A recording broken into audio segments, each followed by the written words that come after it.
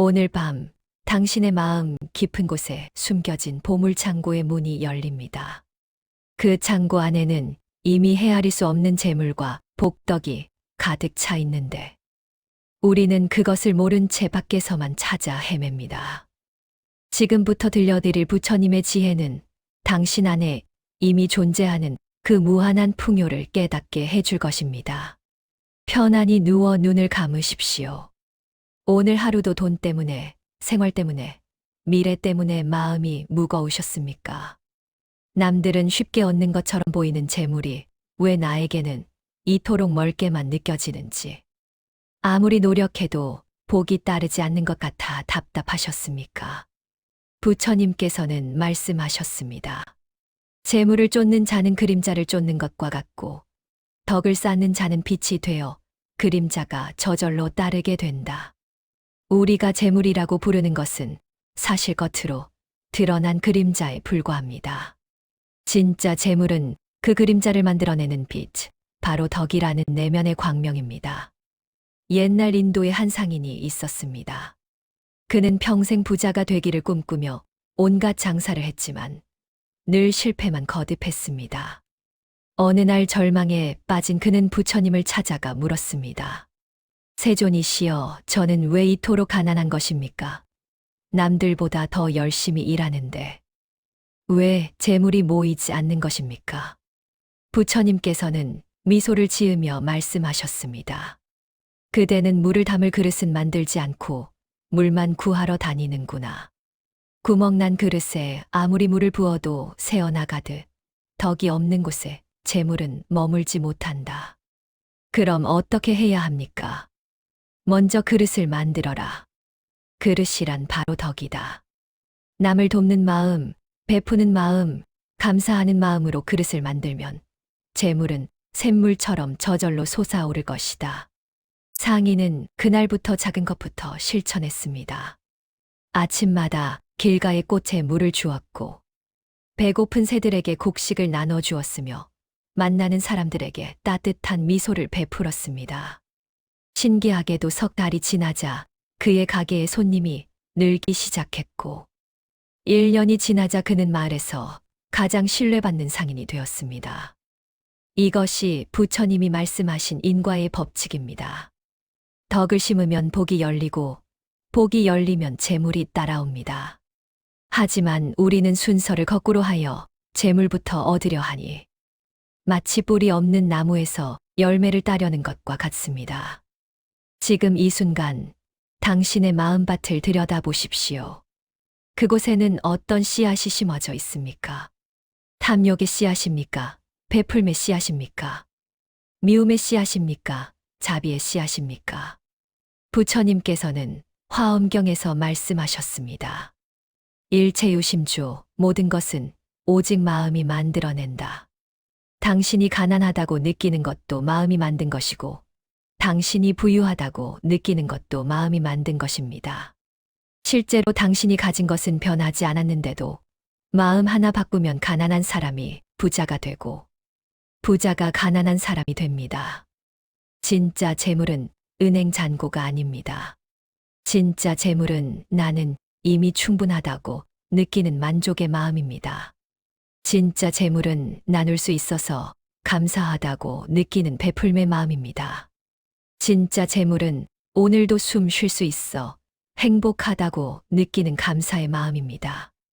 이런 마음을 가진 사람은 실제로 가진 것이 적어도 부자이고, 이런 마음이 없는 사람은 아무리 많이 가져도 여전히 가난합니다. 법구경에 이런 말씀이 있습니다. 만족을 아는 사람은 땅에 누워도 즐겁고, 만족을 모르는 사람은 천상에 있어도 즐겁지 않다. 당신은 지금 무엇이 부족하다고 생각하십니까? 돈이 부족합니까? 사랑이 부족합니까? 인정이 부족합니까? 하지만 잠시 시선을 돌려보십시오. 당신에게는 이미 놀라운 재물이 있습니다. 숨 쉴 수 있는 건강한 폐가 있고, 이 말씀을 들을 수 있는 귀가 있으며, 사랑할 수 있는 마음이 있습니다. 이것이 얼마나 큰 재물인지 아십니까? 세상의 그 어떤 부자도 돈으로 살 수 없는 것들입니다. 부처님께서는 보시바라밀에 대해 말씀하셨습니다. 보시란 베푸는 것이지만 단순히 물질을 주는 것만이 아닙니다. 제시는 물질을 베푸는 것, 법시는 지혜를 베푸는 것, 무외시는 두려움을 없애주는 것. 이 중에서 가장 큰 공덕은 무외시입니다. 누군가의 불안을 덜어주고 누군가의 외로움을 달래주며 누군가의 슬픔을 위로하는 것. 이것은 돈 한 푼 들지 않지만 천금보다 귀한 보시입니다. 오늘 당신이 누군가에게 건넨 따뜻한 말 한마디가 그 사람의 삶을 바꿀 수도 있습니다. 당신이 지나가며 보인 작은 미소가 절망에 빠진 누군가에게 희망이 될 수도 있습니다. 이렇게 작은 선행들이 모이고 모여 거대한 복덕의 산을 이룹니다. 그리고 그 복덕의 산은 자연스럽게 재물의 강을 흐르게 합니다. 수타니파타에서 부처님은 이렇게 말씀하셨습니다. 주는 자는 받게 되고 인색한 자는 잃게 된다. 이것이 영원한 법칙이다. 하지만 여기서 중요한 것은 받기 위해 주는 것이 아니라는 점입니다. 대가를 바라고 베푸는 것은 장사이지 보시가 아닙니다. 진정한 보시는 오른손이 하는 일을 왼손이 모르게 하는 것입니다. 베풀고 잊어버리는 것, 그것이 진짜 베풀미입니다. 옛날 중국에 한 가난한 여인이 있었습니다. 그녀는 하루 벌어 하루 먹고 사는 처지였지만 매일 아침 문 앞을 지나는 탁발승에게 한 줌의 쌀을 보시했습니다. 어느 날 이웃이 물었습니다. 당신도 먹을 것이 부족한데 왜 남에게 주시오? 여인이 답했습니다. 나는 비록 가난하지만 베풀 수 있는 이 손이 있어 부자입니다. 받기만 하는 사람이야말로 진짜 가난한 사람입니다. 놀랍게도 그 여인은 평생 한 번도 굶은 적이 없었다고 합니다. 베푸는 만큼 어디선가 도움의 손길이 나타났기 때문입니다. 이것이 바로 우주의 순환 법칙입니다. 당신이 세상에 내보낸 에너지는 반드시 당신에게 돌아옵니다. 선한 마음을 내보내면 선한 결과가 돌아오고 악한 마음을 내보내면 악한 결과가 돌아옵니다. 부처님은 이것을 업의 법칙이라고 하셨습니다. 자기가 지은 대로 받는다. 콩 심은 데 콩 나고 팥 심은 데 팥 난다. 지금 당신의 삶에 나타나는 모든 결과는 과거의 당신이 심은 씨앗의 열매입니다. 그리고 지금 이 순간 당신이 심는 씨앗이 미래의 열매가 될 것입니다. 그러니 탓하지 마십시오. 원망하지 마십시오. 대신 지금부터라도 좋은 씨앗을 심으십시오. 자비의 씨앗, 베풀매 씨앗, 감사의 씨앗을. 금강경에 이런 구절이 있습니다. 무주상보시. 무주상보시 우주상보실. 상에 머물지 않고 보시하라. 이것은 베풀되 베풀었다는 생각에 집착하지 말라는 뜻입니다. 내가 저 사람을 도와줬는데 하는 생각. 나는 이만큼 베풀었는데 하는 계산. 이런 것들이 모두 상에 머무는 것입니다. 진정한 보시는 마치 태양이 빛을 비추듯 조건 없이 차별 없이 베푸는 것입니다. 태양은 선한 사람에게만 빛을 주지 않습니다. 악한 사람에게도 가난한 사람에게도 부유한 사람에게도 똑같이 빛을 베풉니다. 그리고 태양은 내가 너에게 빛을 주었다고 기억하지 않습니다. 이것이 바로 무주상보시의 정신입니다. 우리도 태양처럼 될 수 있습니다. 만나는 모든 사람에게 미소라는 빛을 베풀고 친절이라는 따뜻함을 나누며 격려라는 에너지를 전할 수 있습니다. 그리고 그것을 당연한 일상으로 여기며 특별하게 생각하지 않는 것. 그것이 진정한 덕을 쌓는 길입니다. 유마경에서는 이렇게 말합니다. 중생이 아프면 보살도 아프다. 진정으로 덕을 쌓는 사람은 남의 아픔을 내 아픔으로 느낍니다. 남의 기쁨을 내 기쁨으로 느낍니다. 이런 공감의 마음, 하나됨의 마음이 바로 자비심입니다. 자비심이 있는 곳에 복덕이 모이고 복덕이 있는 곳에 재물이 모입니다. 이것은 물이 낮은 곳으로 흐르는 것처럼 자연스러운 이치입니다. 지장경에 이런 이야기가 있습니다. 한 부자가 죽어서 염라대왕 앞에 섰습니다. 염라대왕이 물었습니다. 너는 평생 무엇을 했느냐? 저는 열심히 일해서 큰 재산을 모았습니다. 그 재산을 어떻게 썼느냐? 제 가족을 위해 썼습니다. 그것뿐이냐? 부자는 할 말이 없었습니다. 이어서 한 가난한 사람이 왔습니다. 같은 질문을 받자 그는 답했습니다. 저는 가진 것이 없었지만 만나는 사람마다 축복의 말을 전했고 슬픈 사람을 위로했으며 작은 것이라도 나누려 했습니다. 염라대왕이 말했습니다. 너야말로 진정한 부자다. 내가 쌓은 복덕은 영원히 너를 따를 것이다. 이 이야기가 우리에게 주는 교훈은 명확합니다. 진짜 재산은 내가 쌓아둔 것이 아니라 내가 베푼 것입니다. 진짜 부자는 많이 가진 사람이 아니라 많이 나눈 사람입니다. 법화경에서 부처님은 말씀하셨습니다. 이 세상은 불타는 집과 같다. 탐욕의 불, 분노의 불, 어리석음의 불에 타고 있다는 것입니다. 그런데 우리는 그 불타는 집 안에서 재물을 모으느라 정신이 없습니다. 불타서 재가 될 것들을 움켜쥐고 놓지 못합니다. 진정한 지혜는 이 불타는 집에서 빨리 나오는 것입니다. 그리고 그 출구는 바로 놓아버림입니다. 집착을 놓아버리고 욕심을 놓아버리며 비교하는 마음을 놓아버릴 때 우리는 진정한 자유를 얻습니다. 그 자유로운 마음이 바로 가장 큰 재물입니다.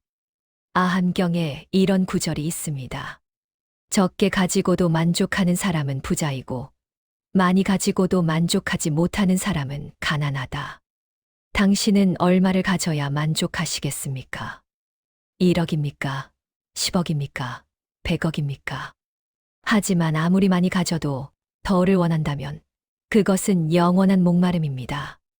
바닷물을 마시면 마실수록 더 목이 타듯 욕심은 채울수록 더 커집니다. 진정한 부유함은 충분함을 아는 것입니다. 지금 이 순간 당신에게 주어진 것들에 감사하며 그것으로 충분하다고 느끼는 것. 그것이 바로 진짜 부자의 마음입니다. 반야심경에서 말합니다. 색즉시공 공즉시색. 형상은 곧 공이요. 공이 곧 형상이라는 뜻입니다. 우리가 재물이라고 보는 것도 실체가 없는 공입니다. 오늘 있다가도 내일 없어질 수 있고 내 것 같지만 실은 잠시 머물다 가는 것입니다. 이 진리를 깨달으면 재물에 대한 집착이 사라집니다. 그리고 역설적으로 집착이 사라지면 재물이 자연스럽게 모입니다. 움켜쥐려 하면 달아나고 놓으면 따라오는 것이 재물의 속성입니다. 선가귀감에 이런 말이 있습니다. 마음이 편안하면 방 한 칸도 넓고 마음이 불편하면 천하도 좁다. 재물도 마찬가지입니다. 마음이 풍요로우면 적은 것도 많게 느껴지고 마음이 궁핍하면 많은 것도 적게 느껴집니다. 그래서 부처님은 먼저 마음을 닦으라고 하신 것입니다. 마음이 맑아지면 모든 것이 맑아 보이고 마음이 풍요로워지면 온 세상이 풍요로워집니다. 증이라함경에서 부처님은 복전에 대해 말씀하셨습니다. 복을 심는 밭이 있다는 것입니다. 첫째는 은혜의 밭은 부모와 스승. 둘째는 공덕의 밭은 수행자와 덕이 높은 사람. 셋째는 자비의 밭은 가난하고 병든 사람. 이 세 밭에 정성을 다해 씨를 뿌리면 반드시 큰 수확을 거두게 됩니다. 특히 부모에 대한 효도는 가장 큰 복을 짓는 일입니다. 부처님도 부모는 집안의 부처라고 하셨습니다. 멀리서 부처를 찾지 말고 집안의 부처부터 잘 모시는 것이 복을 짓는 지름길입니다. 육조단경에서 해능대사는 말했습니다. 부처는 마음에 있지 밖에 있지 않다. 재물과 복도 마찬가지입니다. 밖에서 구하면 구할수록 멀어지고 안에서 기르면 기를수록 풍성해집니다. 당신의 마음 안에는 이미 무한한 보물이 있습니다. 자비라는 보물, 지혜라는 보물, 사랑이라는 보물이 이 보물들을 꺼내어 세상과 나누면 세상은 더 큰 보물로 보답합니다. 이제 조용히 숨을 고르며 오늘부터 실천할 일들을 마음에 새겨보십시오. 첫째, 매일 감사 일기를 쓰겠습니다. 하루에 3가지씩 감사한 일을 찾아 기록하면 마음이 점점 풍요로워집니다. 둘째, 매일 작은 베풀물 실천하겠습니다. 미소, 친절한 말, 작은 도움, 무엇이든 좋습니다. 베푸는 즐거움을 느껴보십시오. 셋째, 비교하지 않겠습니다. 남과 비교하는 순간 불행이 시작됩니다. 나는 나대로의 속도와 방향이 있습니다. 넷째, 충분함을 연습하겠습니다. 이것으로 충분하다고 말할 때마다 마음의 평화가 찾아옵니다. 다섯째, 놓는 연습을 하겠습니다. 하루에 하나씩 집착을 놓아보십시오. 놓을 때마다 자유로워집니다. 백장청규에 이런 말이 있습니다. 하루 일하지 않으면 하루 먹지 않는다. 이것은 단순히 노동의 중요성을 말하는 것이 아닙니다. 매일매일 정직하게 살아가는 것, 그것이 바로 복을 짓는 것이라는 뜻입니다. 정직한 노동, 성실한 태도, 겸손한 마음. 이것이 재물이 모이는 그릇을 만드는 재료입니다. 원효대사는 말했습니다. 마음이 일어나면 온갖 법이 일어나고 마음이 멸하면 온갖 법이 멸한다. 당신의 마음에 풍요의 씨앗을 심으면 풍요가 일어나고 궁핍의 씨앗을 심으면 궁핍이 일어납니다. 그러니 항상 마음을 관찰하십시오. 지금 내 마음에는 어떤 생각이 자라고 있는가? 감사인가? 불평인가? 만족인가? 욕심인가? 베풀민가? 움켜쥐민가? 매 순간 선택하는 것은 당신입니다. 그리고 그 선택이 모여 당신의 운명이 됩니다. 묘법연화경에서 부처님은 말씀하셨습니다. 모든 중생에게는 불성이 있다. 당신 안에도 부처의 성품이 있다는 뜻입니다. 그 불성 안에는 무한한 지혜와 자비, 그리고 풍요가 담겨 있습니다. 단지 무명의 구름에 가려져 있을 뿐입니다. 그 구름을 걷어내는 방법이 바로 수행이고, 그 수행의 시작이 베풀과 감사입니다. 달라이 라마는 이렇게 말했습니다. 다른 사람을 행복하게 하고 싶다면 자비를 실천하라. 자신이 행복하고 싶다면 자비를 실천하라. 자비는 남을 위한 것 같지만 결국 나를 위한 것입니다. 베풀은 남에게 주는 것 같지만 결국 나에게 돌아옵니다. 이것이 우주의 순환 법칙이자 인과의 진리입니다. 능엄경에 이런 구절이 있습니다. 마음이 곧 부처요. 부처가 곧 마음이다. 당신의 마음을 부처의 마음으로 만들면 당신의 삶도 부처의 삶이 됩니다. 부처의 삶이란 무엇입니까? 자유롭고 평화롭고 풍요로운 삶입니다. 물질적 풍요가 아니라 정신적 풍요, 외적 풍요가 아니라 내적 풍요. 그런 풍요를 가진 사람은 가난해도 부자이고 그런 풍요가 없는 사람은 부자여도 가난합니다. 이제 천천히 숨을 들이쉬고 내쉬며 당신 안의 보물 창고를 열어보십시오. 그곳에는 이미 당신이 찾던 모든 것이 있습니다. 사랑, 평화, 기쁨, 만족, 감사. 이것들이 바로 진짜 재물입니다. 이것들을 가진 당신은 이미 세상에서 가장 부유한 사람입니다. 오늘 밤 이 말씀을 들으며 편안히 잠드십시오. 당신의 잠재의식에 풍요의 씨앗이 심어지고 그 씨앗은 밤새 싹을 틔워 내일 아침 아름다운 꽃으로 피어날 것입니다.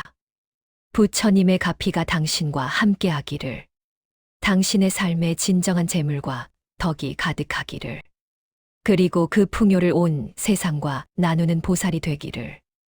나무아미타불 관세음보살.